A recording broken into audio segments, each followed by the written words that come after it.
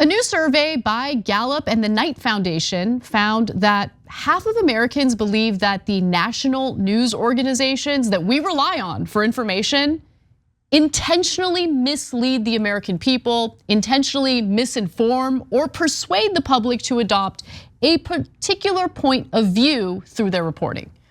Now listen, we do know that the media, regardless of where you get your news, whether it's legacy media outlets, cable news, even independent media, there's always gonna be bias involved. The question is, are they being honest about their biases? Are they being honest about their political preferences and what have you?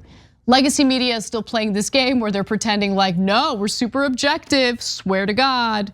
But of course they're biased. Of course there's a slant, and it typically tends to be a pro-corporate slant. We'll get to that in just a moment. But let's get to the results of this survey. Asked whether they agreed with the statement that national news organizations do not intend to mislead, 50% of respondents said they disagreed.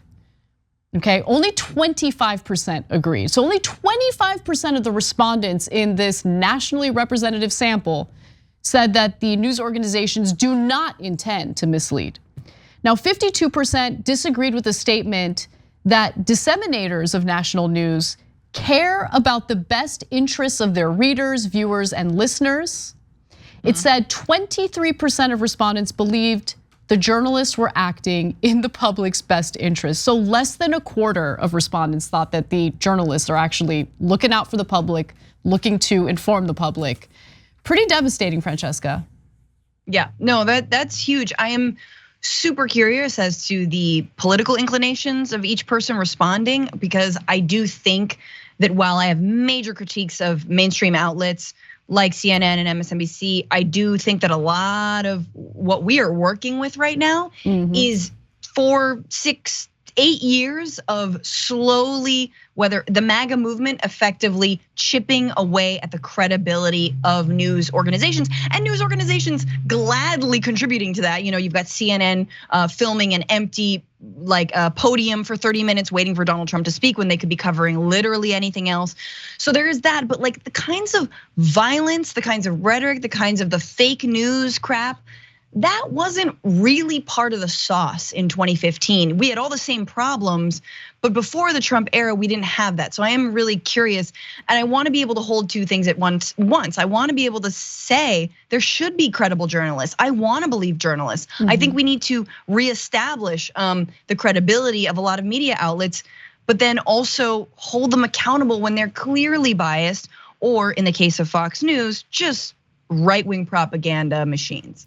Yeah, absolutely. And you make an important point here, because look, for all the critique we have in regard to legacy media, corporate media, and the cover they provide for corporate America, it's also important to acknowledge that there is a very real interest by powerful people, elite individuals, to discredit media, specifically so when there's any reporting that might be negative about them, you don't believe it, right? So that's what I saw happening during the Trump era, where anytime there was accurate reporting about his behavior, he just called it fake news, and his supporters just went along with it because they didn't want to believe the negative news stories about their daddy, right? And so that is a problem.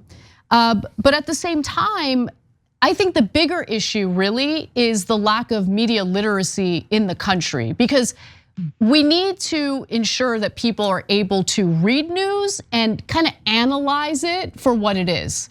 For instance, Noam Chomsky, this really was a memorable thing he said, in my opinion. He had mentioned how he reads the New York Times every single day.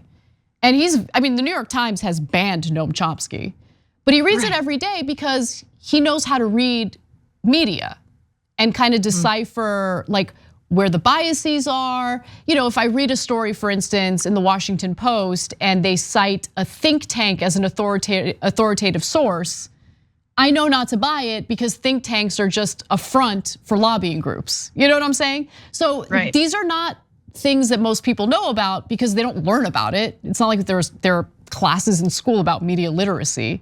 There might be in college, but certainly not in like high school or anything like that. Yeah, and I think one thing that's really insidious that the New York Times does, but I feel like especially outlets like NPR participate in, and I know this because I know people who've worked for NPR and PBS and public outlets like that, is that let's say they're covering climate change, which is very rare, but you might see it more on NPR or PBS than you will in other places.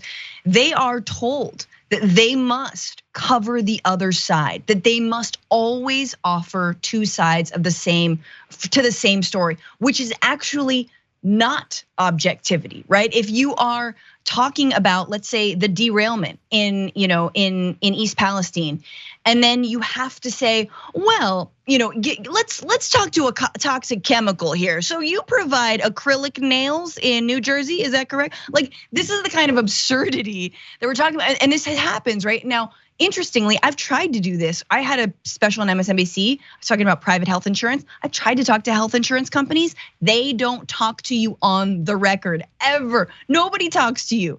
Instead, they rely on the fact that you're never actually going to cover their story anyway, and that they'll never be fingered because the mainstream news doesn't talk to them. But yeah, so it happens in this really insidious way under the cover of objective journalism, right?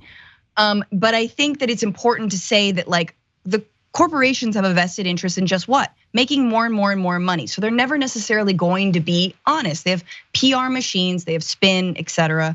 And we don't always have to offer equal airtime to the corporation as we are to the community choking on toxic chemicals. Yeah, I know, I totally agree with you on that. I don't know if it's intentional, unintentional, it doesn't even matter. But what I see happening is, in an effort to be objective, what a lot of these outlets do is mistake neutrality for objectivity. Neutrality doesn't make any sense because especially in reporting where you want to give people facts, right? Because if you treat two sides as if they're the same, one side says this, the other side says that, you decide. No, but it's not up to the reader or the viewer to decide. It is your job as the journalist to figure out where the truth is. It's okay to report what both sides are saying, but your job is to figure out what the reality is, not just take what two sides say at face value, print it and be a stenographer for these folks, and then publish it for people to decide for themselves. I don't think that's helpful at all. But I also think, Anna, that like we all read if you read the New York Times, the juiciest graph in the New York Times, any article, comes at like 8 or 9. So it's always like, let's say they're covering the Ohio story, right? It's like, okay, well, this derailment and and they're okay. So the governor said this and everyone's back in their homes and we don't know, blah, blah, blah. Paragraph 8 will be like, and by the way, the company lobbied to have regulations obliterated in the year 2017. Moving on, and like for us, for TYT, for you, Anna, that's the truth. Like that's the nugget that's the lead. Yep. That is the lead. They are like, they treat their audience like groundhogs, where every single day is anew, and we don't connect things that happened yesterday. We don't put pieces together, and so the truth is very different. Absolutely, absolutely. Where is the focus of the story? I think that matters as well. It's such a good point. And then what about independent media, or how the internet has really exploded with endless options for where you get your news? Well, the survey said that 61% of Americans believe these factors actually make it harder to stay informed, while 37% said it's easier. And I don't blame them for feeling that way. There are a lot more options now with independent news sources and what have you online. And the one other thing I'll add to it is the filter bubbles really, really bother me. And it's becoming more difficult for me to do my job because I didn't even realize how deep the filter bubbles are, right? So I'll give you an example. I'm embarrassed to say that I didn't know until yesterday that Finland and Sweden have like basically stopped their puberty blockers for adolescents. And I think that's important to know about because I'm embarrassed to admit this too. I just kind of took the left's line on this at face value. Oh, puberty blockers are reversible, there's no problem, yada, yada. And then it turns out like, no, there's actually no real body of evidence. Like the data isn't there yet. There needs to be more research into it. And I do feel uncomfortable experimenting on kids when it comes to something that can actually be pretty detrimental to their bone health, to their fertility, that kind of stuff. Now, that's not to say that I'm against gender affirming care, but we do have to be careful, right? And so depending on where you're getting your news, if you're maybe watching right-wing news or whatever, that's probably all you hear about, like how dangerous the puberty blockers are. If you're watching left-wing news, you don't hear about that at all. And I think that's an issue. Yeah, no, and I think that and that's what I appreciate about this network and the many different voices that are showcased on it, is that there is room for disagreement, there is room for debate and discussion. And the moment there isn't, and we find ourselves all kind of yesing each other to death, that's when we kind of, you should all be a little bit wary of that, right?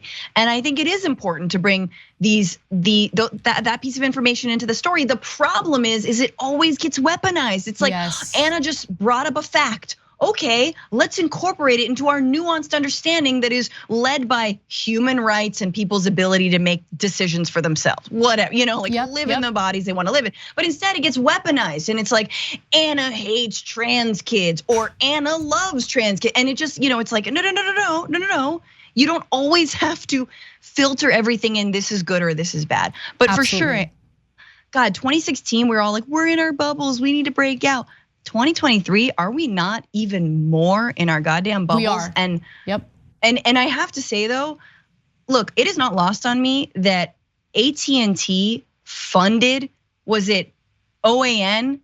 I believe it was OAN. They were like, we need another right-wing channel. They poured billions of dollars into that channel. Jesus. And yet here we are, we're in some bonus content. We rely on you all. This is like, it's like, yes, we're all in our bubbles, but one side has all of the money. Yes. All of it. Absolutely. You're so right about that. Anyway, look, we're doing our best. I love the point that you made about, there's a lot of diversity of thought at TYT. This is not a monolith, right? We all might be, progressive, but in terms of various issues, oftentimes there is disagreement. And I love that. I love that we're able to engage in these kinds of conversations and also feel comfortable, maybe even changing our opinions based on new evidence.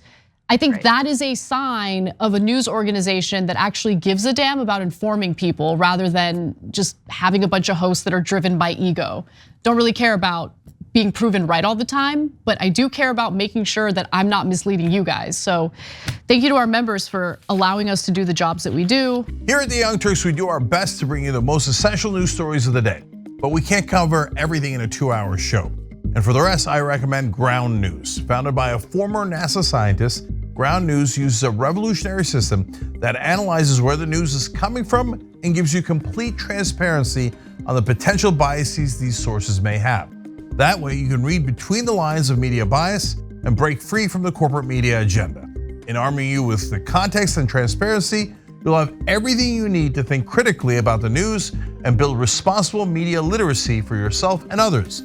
With Ground News, you're not just mindlessly consuming the media, you're part of a movement that is working to hold them accountable and get straight to the facts.